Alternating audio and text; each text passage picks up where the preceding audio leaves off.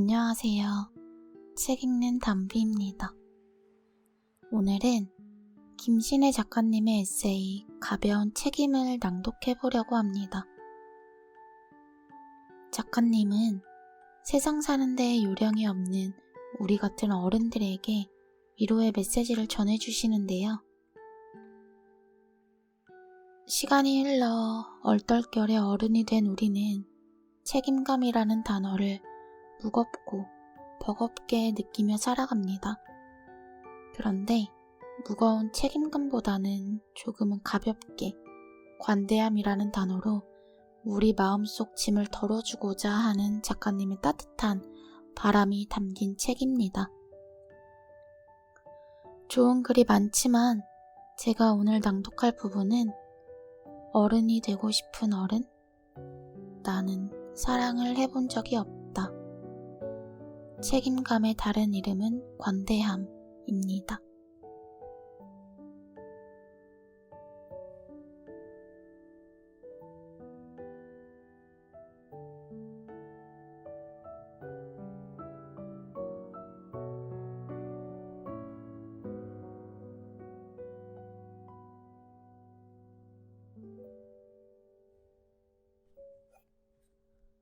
어른이 되고 싶은 어른. 어른이 되고 싶었다. 그런데 어떤 사람이 어른인 걸까? 어렸을 때부터 반복해온 고민을 40 중반이 되어서까지 하고 있을 줄 몰랐다.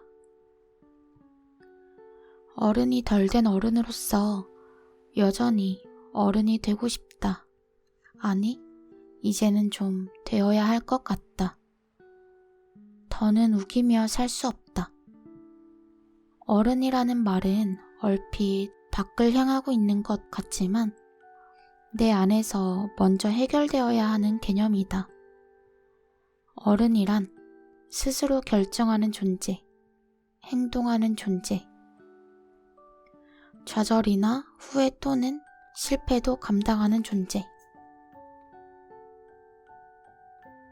자신에게 단호하면서도 너그러운 존재. 내 안에서 그게 이루어지지 않고서는 사회에서의 어른 역시 될 수 없다. 어른이 되려면 일단 나에게 먼저 어른이어야 한다. 그동안 나는 이 어른의 개념을 일에만 적용하며 살아왔다.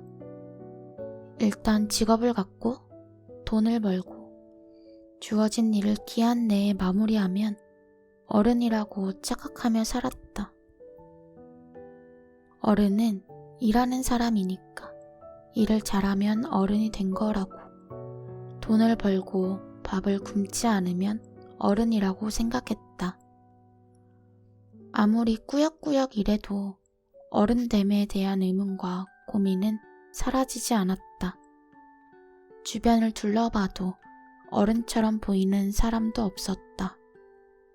적당한 예시도 없고 따라가야 할 방향도 없는 상태에서 어른됨을 고민하고 있다니. 어른, 그거 실제로 존재하는 개념이 맞긴 한 건가? 문득 책임감이라는 말이 떠올랐다. 내가 세상에서 제일 부담스러워하는 말. 떠올리는 것만으로도 목 졸릴 것 같은 말. 그동안 책임지는 일이 두려워 비슷한 모양으로 변명하듯 살아왔는데 갑자기 그 단어 하나가 나를 휘감기 시작했다. 나에게는 책임감이 있는가? 나는 책임감 있는 어른으로 살고 있는가? 책임감이란 대체 무엇인가? 내가 생각하는 책임감이란 하고 싶은 일을 하는 것, 하고 싶지 않지만 해야 하는 일을 참고 하는 것, 하고 싶지 않은 일 중에 안 해도 되는 일을 하지 않는 것, 하고 싶지 않지만 거절하기 어려운 일은 거절하는데 용기를 내는 것, 하고 싶지만 두려운 일은 해보는 것, 하고 싶지만 할 수 없는 일은 포기하는 것. 해야 했지만 하지 못한 일에 따른 결과는 책임지는 것. 적고 나니 책임감이라고는 하나도 없는 인간인 줄 알았던 나에게 한 줄기 빛이 비추는 느낌이다. 나도 어느 정도는 책임감 있게 살고 있었던 건가? 그렇다면 책임감을 갖는다는 건 그리 어려운 일이 아닌가? 어쩌면 어른이 되는 일도 마찬가지일까?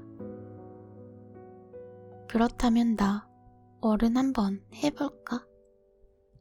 어디 한번 책임감 있게 살아볼까?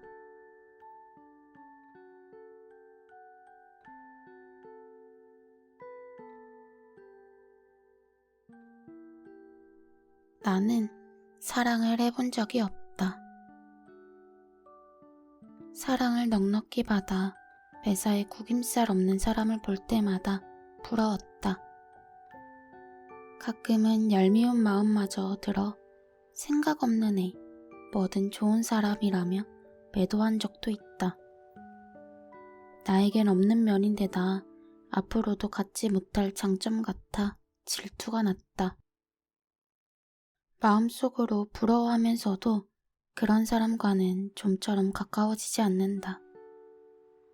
친해질 기회가 있어도 왠지 마음이 움츠러든다. 나는 햇볕 옆에 드리워진 그늘처럼 밝은 만큼의 어둠을 품은 사람에게 끌린다. 어느 정도 꼬인 사람, 시니컬한 구석이 있는 사람, 툭하면 낯가리는 사람, 꽁꽁 감춘 순수함이 어쩔 수 없이 흘러나오는 사람. 그런 사람과 함께 있을 때 안전하다는 느낌을 받는다. 내가 그런 사람이기 때문이다.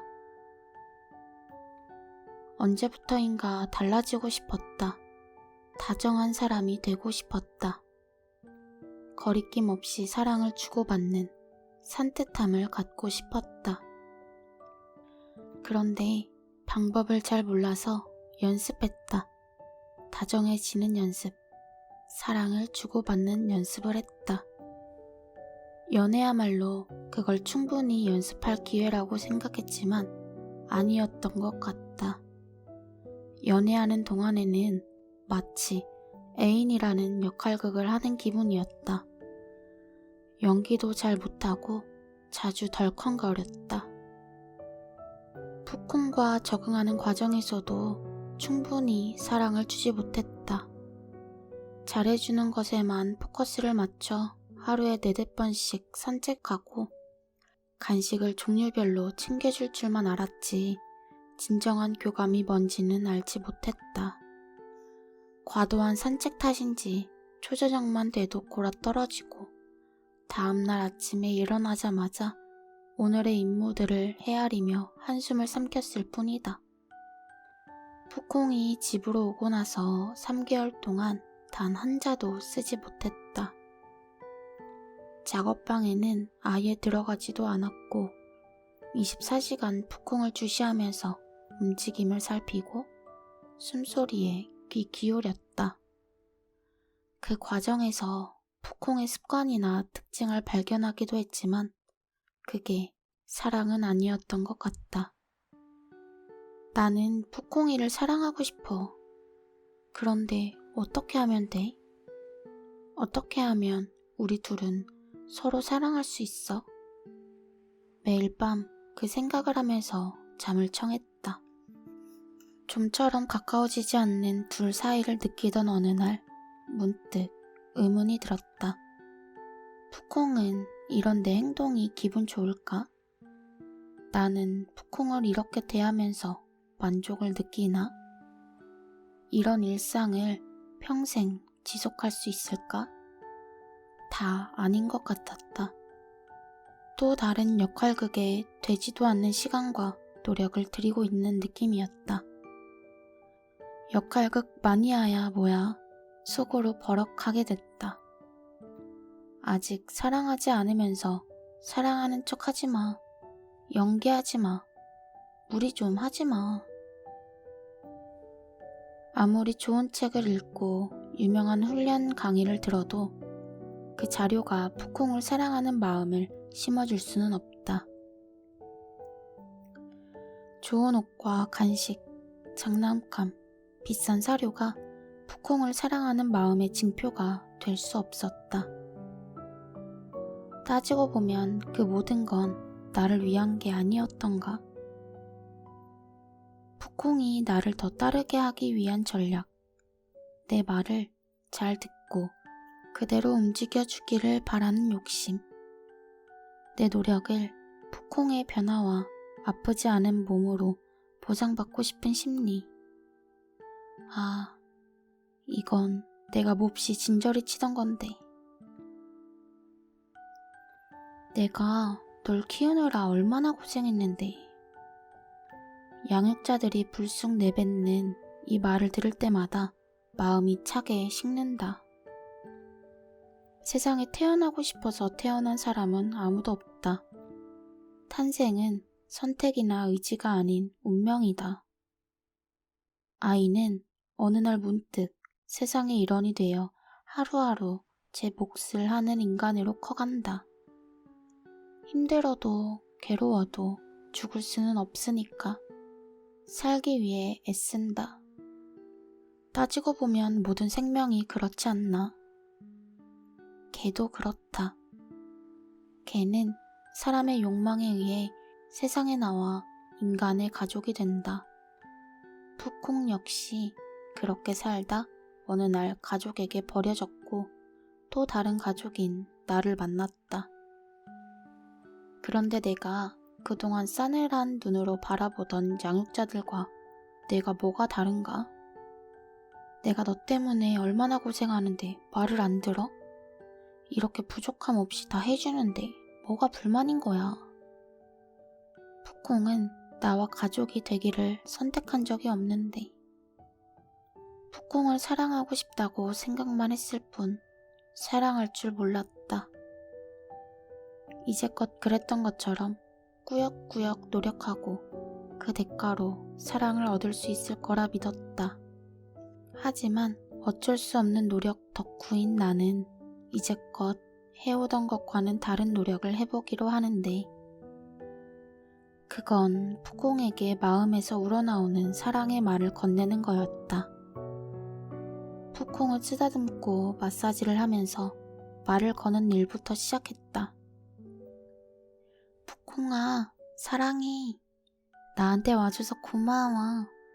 너는 너무 소중한 강아지야.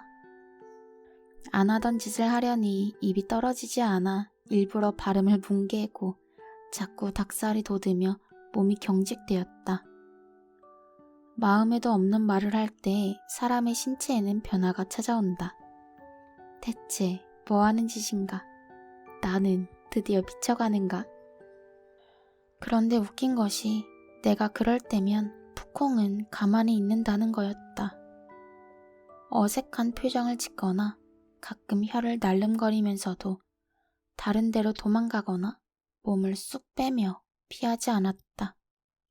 그저 그 시간을 견뎌보겠다는 듯 버티고 앉아 있었다. 평소 인간은 개를 꽉 안는 걸로 애정을 표현하지만 정작 개들은 포옹을 싫어한다고 한다. 포옹은 개들 사이에서는 존재하지 않는 행동이며 자기보다 덩치가 큰 인간의 품에 강하게 안기는 것은 불편하고 때로는 압박을 당하는 듯 두려움마저 느낀다고 한다. 하지만 보호자가 포옹으로 애정을 표현할 때 개들은 견딘다. 불편하지만 보호자가 행복해하고 좋아하는 행동이라는 걸 알기 때문에 참는다. 푸콩아, 그러니? 너도 견디고 있는 거니? 그럼 나도 견뎌볼까? 시간 날 때마다 푸콩을 쓰다듬으며 칭찬할 거리를 쥐어짜 말을 걸었다. 우리 푸콩이 밥 잘 먹고 대단하네. 잠도 잘 자고 너무 착하네. 오늘은 배변 패드 바깥에다 응가를 안 했네. 엄청 똑똑하다. 오늘 보호자가 집에서 일했는데 많이 짖지도 않고 잘 놀더라. 진짜 대단한 강아지야. 사랑해. 매일 반복하다 보니 대사를 통째로 외운 듯 말이 술술 나왔다. 쥐어짜지 않아도 푸콩은 칭찬할 구석이 차고 넘치는 강아지였다. 어떨 때는 문질문질하며 칭찬하다 왈칵 눈물이 났다. 아니, 내가 왜 우냐? 정작 푸콩인 못 알아들을 수도 있는데. 별짓을 다 한다는 생각에 얼른 눈물을 말리면서도 우는 이유를 알았다. 내가 푸콩에게 한 말은 그동안 내가 듣고 싶은 말이었기 때문이다. 나도 부모님에게 그런 말을 듣고 싶었다. 하지만 듣지 못했다. 듣지 못한 말이라 할 줄도 몰랐다. 하지만 부모님 역시 그런 말을 들은 적이 없어서 그러셨다는 걸 안다. 하지만 나는 푸콩에게 할 수 있다. 사랑으로 교육하고 훈련할 수 있다. 그렇게 사랑을 주며 언젠가는 자연스레 사랑받는 사람이 될 수도 있다. 푸콩도 평생 사랑받는 개가 될 수 있다. 이제는 아무렇지 않게 푸콩을 쓰다듬으며 이야기한다. 푸콩아, 아이고 예쁜 내 새끼, 사랑해. 너무 예쁜 강아지야. 너무 예뻐. 오늘도 밥도 잘 먹고 잘 놀고 그랬지? 잘 자고 내일 또 재밌게 놀자. 이제껏 내가 낼 수 있으리라고 생각도 못했던 목소리와 톤으로 말도 안 되는 멜로디에 푸콩 이름을 가사로 붙인 노래를 만들어 부르기도 한다. 나랑 걔만 이 집에 산다는 게 얼마나 다행인지. 이제는 푸콩도 그 시간을 충분히 즐긴다. 문득 내가 손 움직임이나 말을 멈추면 왜 더 안 하느냐는 듯 앞발로 나를 톡톡 건드린다. 잠깐 하다가 멈추면 다시 두드린다. 한없이 요구하다 스르르 잠든다. 세상 모르고 잠에 빠져 코 골거나 잠꼬대하는 모습을 보면 그렇게 자랑스러울 수가 없다. 잠시 후 푸콩이 깨면 꼭 말해준다. 푸콩이 너 잠꼬대도 하고 되게 멋있더라. 자랑스럽더라. 푸콩과 살면서 사랑이 무엇인지 조금 알게 되었다. 사랑이란 내 선택과 감정을 책임지는 것, 더 사랑받기 위해 무리하지 않는 것, 힘겹지 않은 최선을 다하는 것, 좋은 일에는 넉넉히 기뻐하고 싫은 일, 슬픈 일은 기꺼이 감당하는 것. 사랑이 그런 거라면 나는 이제껏 사랑을 해본 적이 없다. 했다고 생각했을 뿐 진짜 해본 적은 없다. 내 생에 공식적인 사랑이 걔라는 사실이 징그럽나? 짠한가? 어쩔 수 없다. 나는 이제라도 사랑을 할 수 있게 되었다는 게 기쁘다. 그게 푸콩이어서 만족스럽다. 푸콩은 나를 사랑하는지 어떤지 아직 모르겠다. 그러나 나는 푸콩을 사랑한다. 거기서부터 시작되는 사랑도 있다.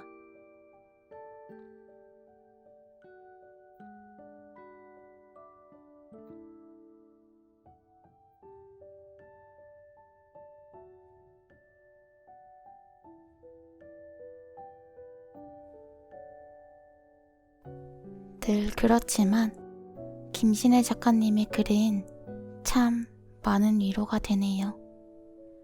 생각을 많이 하지 않아도 공감이 되고 여러 번 읽지 않아도 작가님의 따뜻한 마음이 전달되는 책이네요.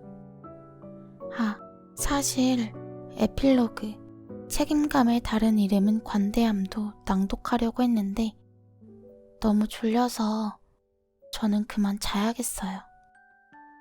낭독하고 편집하느라 여러 번 들으니까 잠이 솔솔 오네요. 오늘도 들어주셔서 감사합니다. 다들 잘 자요.